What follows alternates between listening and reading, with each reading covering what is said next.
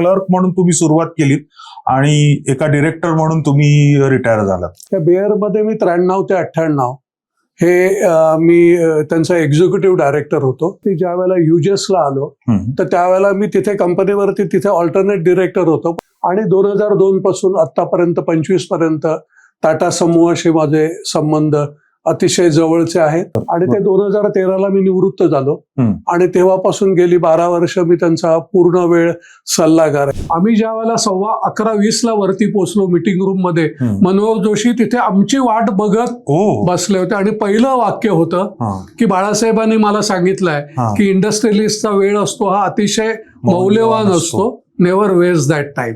ज्योती बसू त्या meeting room मध्ये ऑलरेडी त्यांच्या अधिकाऱ्यांच्या सह होते. त्यांनी सर्वत्र सांगितलं बिझनेस कॅन वेट. त्यांनी सर्व म्हणजे नमकीन आणि गोड वस्तू आणल्या, आम्हाला आग्रह करून ते खायला लावल्या. नाही केला एखाद्या कुठेतरी झाडाला बांधून ठेवलेलं असतं वगैरे चाह्यानी, आणि आजूबाजूला 1-2 गुंड असतात.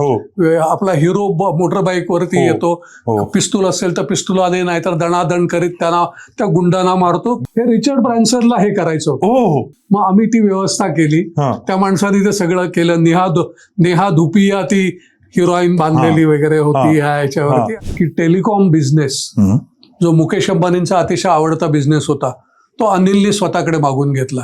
आणि त्यांनी जी चूक केली की एकाच वेळेला CDMA आणि GSM ह्या 2 टेक्नॉलॉजीचे फोन भारतामध्ये देणं, जी चूक टाटानी पण केली. आणि जवळजवळ 1 लाख कोटीपेक्षा जास्त तोटा टाटानी सुद्धा केलाय. म्हणजे वोडाफोनचा तोट्याबद्दल चर्चा होते, बरोबर, टाटांच्या तोट्याबद्दल चर्चा होत नाही ह्याला.